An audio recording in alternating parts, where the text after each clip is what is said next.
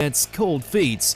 At the tail end of the Punk Hazard arc, 𝗕𝗲𝗄𝐺 makes a sudden appearance and attacks the G5. Caught in the crosshairs is Captain Smoker, who eventually finds himself cornered by the leader of the Don Quixote pirates.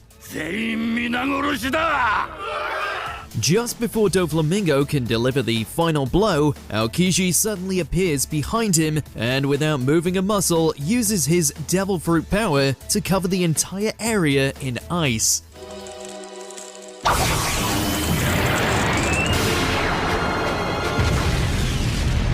Although 𝗕𝗲𝗄𝐺 breaks free, it isn't long before he makes a quick exit, and honestly, we can't blame him with the undeniable aura 𝐥𝐤𝐤𝐤 has. Number 19. I'm always negative.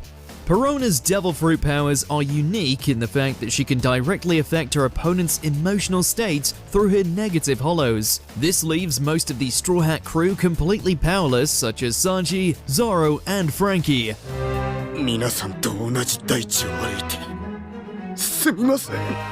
However, when this technique finally reaches Usopp, it has absolutely no effect, much to Perona's dismay. When asked why the heck her ability doesn't work on him, Usopp proudly proclaims that he is always negative.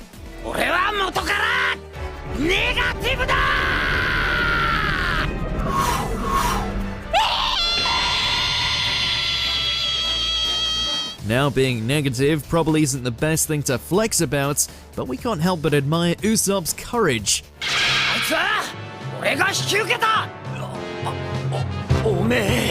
Number 18. Whitebeard blows out a birthday candle.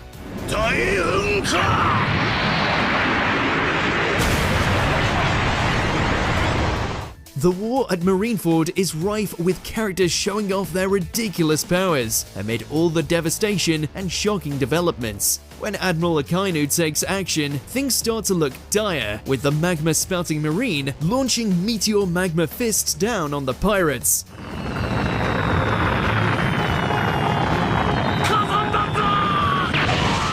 However, while some of the Whitebeard pirate ships are lit aflame by Akainu's attacks, Whitebeard himself catches one on the tip of his enormous halberd. Not only that, he blows out the magma with his breath alone. The legendary pirate has quake powers, and yet he used only his lung capacity to extinguish molten rock. Whitebeard even trash talks the Admiral for good measure. Akainu may be made of magma, but Whitebeard gave him a burn.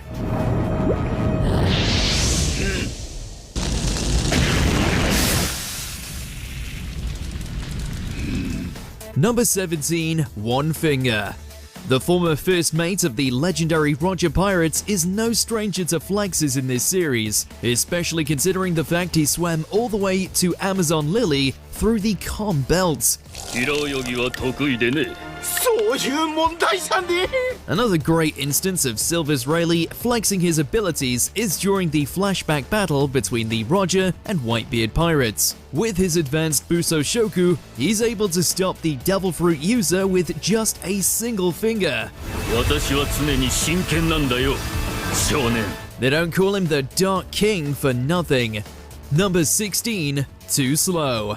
Prior to the time skip, it took a coordinated effort from all the Straw Hats in order to fend off a single pacifista.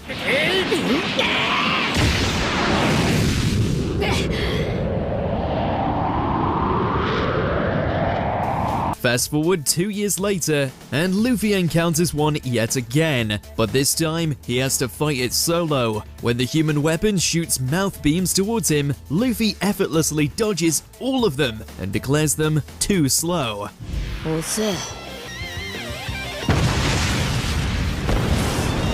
What follows is Luffy easily defeating the pacifista with just a single blow, thanks to his newfound Haki powers.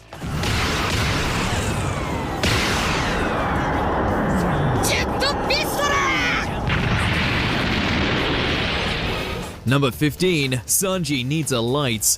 Apart from Luffy's Rubberman abilities nullifying his attacks, it's pretty much a given that anyone who's on the receiving end of Enel's electrical attacks are going to be put on the verge of death. Just as Usopp and Nami are about to make their escape from the Arc Maxim, Enel sends one of his most powerful attacks, the 𝐿𝐷or, straight towards them.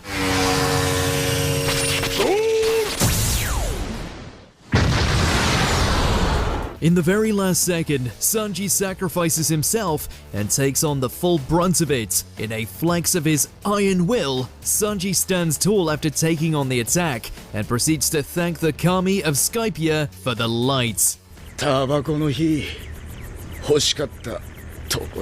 Number 14. Kaido knocks Luffy out.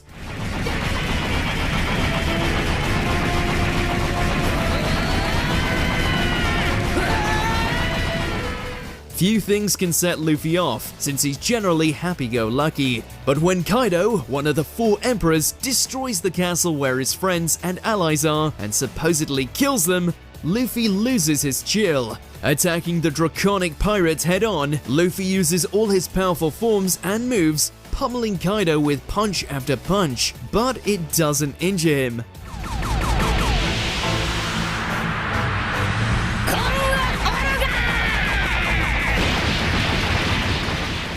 Although the anime extends the fight to have a bit more back and forth, Kaido essentially gets up, dusts himself off, and knocks Luffy out with one well-placed Thunder Bagua. He even ridicules Luffy's ambition to be Pirate King, defeating the protagonist in one blow and kicking him while he's down. Damn.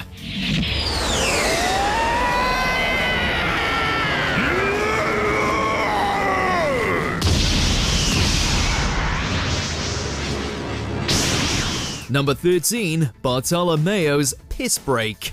The 𝐴𝐸𝐷 Coliseum tournament introduces a whole bunch of unique characters, including the captain of the Barto Club, 𝐵𝗲𝐿𝐴 the Cannibal. In the opening Battle Royale round, 𝐵𝗲𝐿𝐴 suddenly decides that now would be a really good time to take a piss in amongst all the ruckus, much to the dismay of the crowd.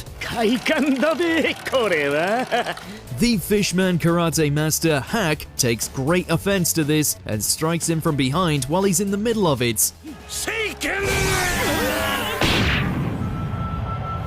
Unfortunately for him, it's revealed that 𝐵𝗲𝐿𝐴 was just baiting him with his barrier devil fruit powers, completely breaking his hand. Talk about taking the piss.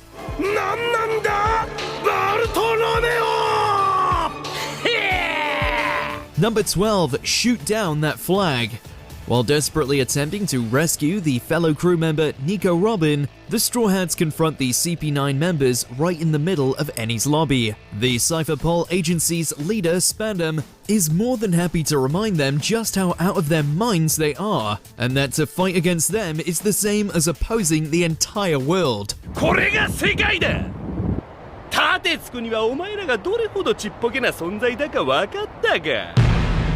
Not one to back down against anything, Luffy boldly orders Sogeking to shoot down the world government's flag, an act that is seen as a declaration of war. No matter what the Straw Hats come up against, even if it's the most powerful organization on the planet, they'll always watch out for each other.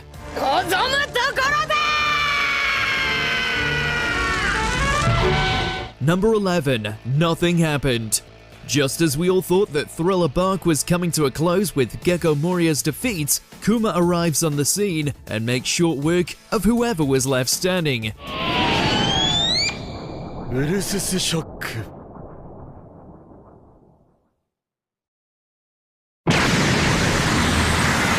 With the Warlord of the Sea seemingly unstoppable and out for Luffy's life, Zoro decides to offer his own to the cyborg instead.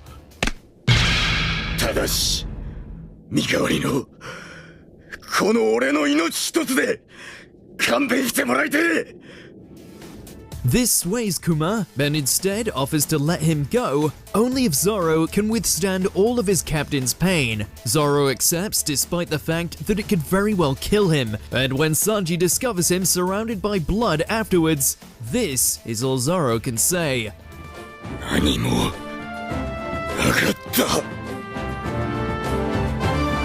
Number 10. Mihawk's smallest knife.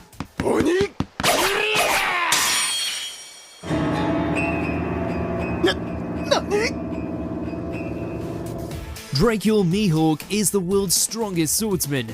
His introduction has already established his clout and abilities, given that he single-handedly destroyed Don Krieg's fleet. However, when Zoro challenges the man he hopes to surpass, Mihawk delivers a monumental flex on the Straw Hat swordsman. おい、何のつもりだそりゃ。 Rather than use his massive ship-slicing blade, Mihawk instead pulls out a tiny blade hidden in his necklace. After lamenting that he doesn't have a smaller one, Mihawk proceeds to utterly dominate Zoro in a duel, despite his apparent handicap. While Zoro's determination ultimately wins Mihawk's approval, he must first endure the warlord's disrespect. いいね。世界一の剣豪か。海賊王の仲間ならそれぐらいになってくれないと俺が困る。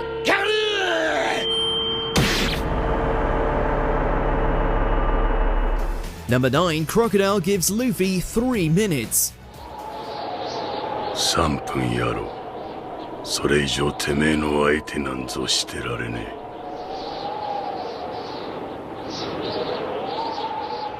Speaking of a warlord's disrespect, when Luffy and company are being pursued by the warlord Crocodile, the Straw Hat captain stays behind to buy time. After trading barbs, Crocodile starts to get impatient. But in a show of contempt and confidence, he throws down an hourglass timer in the sand. He lets Luffy try to fight him for 3 minutes. 3分やろう。 Crocodile's utter certainty that Luffy can't hit him in a few minutes is such a big flex. And he's right. Try as he might, Luffy can't so much as injure Crocodile in that time. Meanwhile, Crocodile pokes holes in Luffy's dreams and his body. この俺を誰だと思ってる。 Number 8, Gum Gum Jump Rope. Prior to this moment, Kaido was an unstoppable force of nature, able to take on pretty much any attack Luffy threw at him. Unfortunately for the overlord of the Wano country, he never could have seen the awakening of Luffy's Gum Gum fruit coming. With his new Gear 5th abilities, Luffy is able to bend reality as though it's a wacky classic cartoon. Even when Kaido attempts to retaliate with a bite, Luffy grabs both ends of him in his dragon form and proceeds to use him as a jump rope. Not only is it a massive flex against Kaido, but it's also one of the most disrespectful moments in the entire franchise.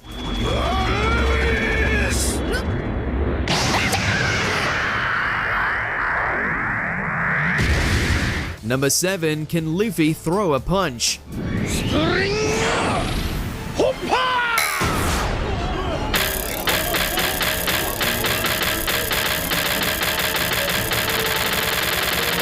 Despite receiving ridicule at the hands of Bellamy, a big-time rookie pirate, Luffy returns to confront him when his new friend Cricket's gold is stolen. Bellamy tries to flex on Luffy, mocking his dreams, as he shows off his spring-based powers by bouncing around town in an apparent blur. However, Luffy angrily recalls Bellamy's question and throws it back at him. Can he throw a punch?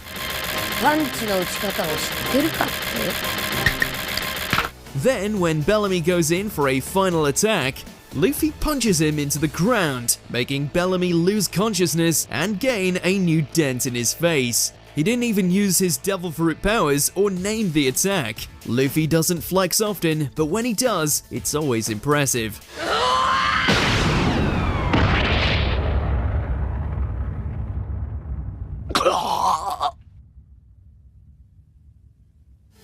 Number 6, a mere emperor. わしはここをやめて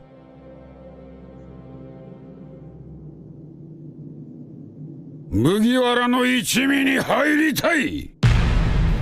Jinbei is a staunch ally of the Straw Hats who desperately wanted to join the crew. However, to protect his own people, the Fishman pirate allied with Big Mom. Upon meeting her during the most chaotic tea party ever, Jinbei decides to resign. The only problem is that Big Mom can suck out people's souls. Stay!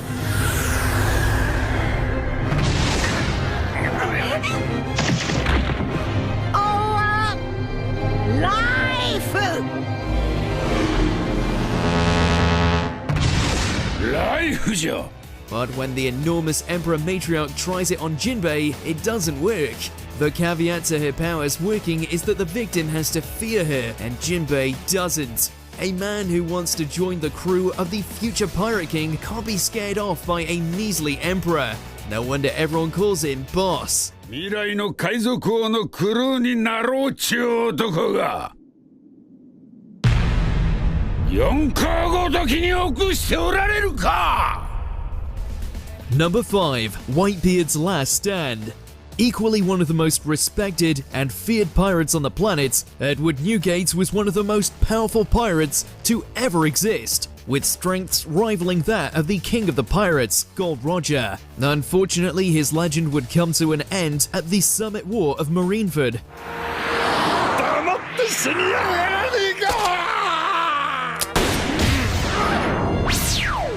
After enduring countless attacks from the admirals, the treacherous Blackbeard and his crew's relentless bullet frenzy was enough to put an end to him. But despite this, even in death, Whitebeard stands triumphantly.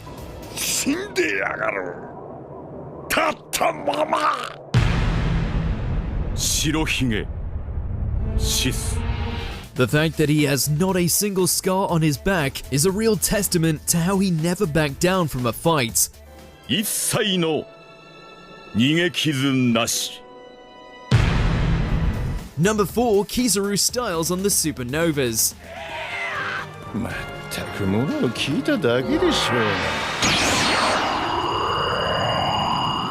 Marine admirals can do plenty of flexing themselves. Borsalino, codename 𝐥𝐤𝐤𝐤, immediately shows why his title isn't just for show. While Luffy causes an international incident, 𝐥𝐤𝐤𝐤 arrives on the scene via cannonball to help suppress any pirates in the area. After casually and accidentally blowing up a tree the size of a mountain, 𝐥𝐤𝐤𝐤 runs into Luffy's peers, fellow up-and-coming rookie pirates Hawkins, Appu, Drake, and 𝐥𝐤𝐤𝐤. ちょっと𝐥𝐤𝐤𝐤さんやりすぎじゃないか。 With lazy, unfocused disregard, 𝐥𝐤𝐤𝐤 steamrolls these supernovas of the pirate world using his light-based abilities. Their attacks do no damage. He kicks Hawkins at the speed of light and then fires off his powerful lasers. 𝐥𝐤𝐤𝐤 isn't all there, which makes his easy defeat of the supernovas an even bigger flaunting of his strength.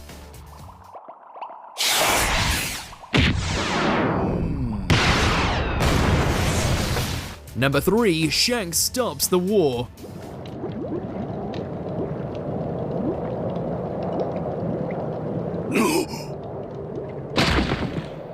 よくやった。若い海兵。 The war at Marineford doesn't go well for almost everyone. Whitebeard and Ace die. Blackbeard is ascendant, the Marines and pirates die by the droves, and Luffy's life is in danger. But at the 11th hour, who should appear to intervene but Luffy's mentor Shanks? The Emperor steps in to save Kobe and buy time for Luffy to escape. He then makes a speech to all the hardened pirates, battle-hungry Marines, and the wild card that is Blackbeard about how pointless their fighting has become. これ以上欲しても両軍被害は無益に拡大する一方だ。 Shanks then challenges anyone who still wants to fight to go up against him and his crew, and none of them want to mess with him. If stopping a war nearly single-handedly isn't a flex, then what is?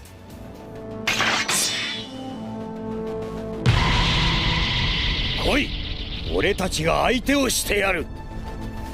Number 2. Luffy ignores two emperors. まず詫びろよ、麦わら。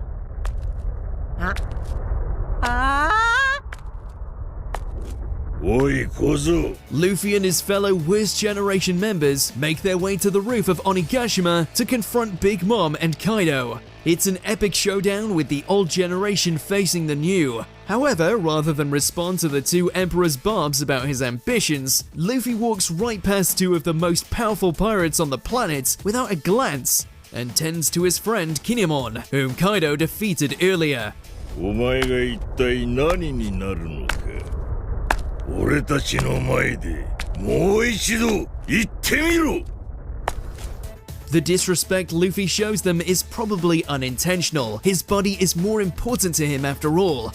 But even if it was, Luffy's oversized, incredible punch to Kaido's face and his declaration that he'll overtake them and become Pirate King definitely shows that Luffy thinks they're beneath him, or they will be soon.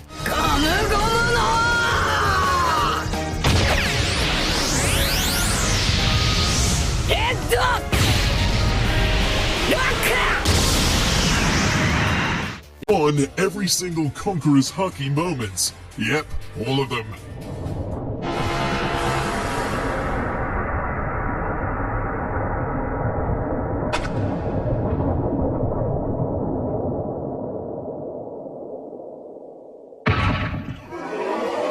Conqueror's Haki lets its user release a burst of concentrated intimidation to knock out opponents that lack the willpower to withstand it. Every time it's used throughout the series is essentially its user flexing on whoever they use it against. Conqueror's Haki is flexing distilled and then released onto opponents. Those who use it are able to physically illustrate how much stronger than their opponents they are.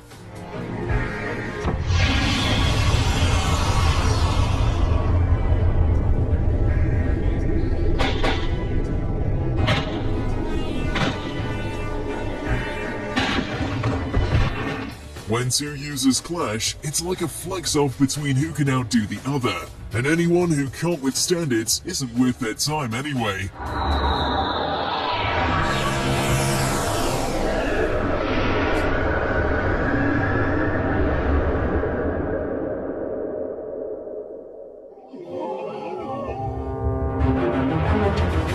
Is there a One Piece flex you can't believe we forgot? Show off your knowledge and let us know in those comments below. Did you enjoy this video? Check out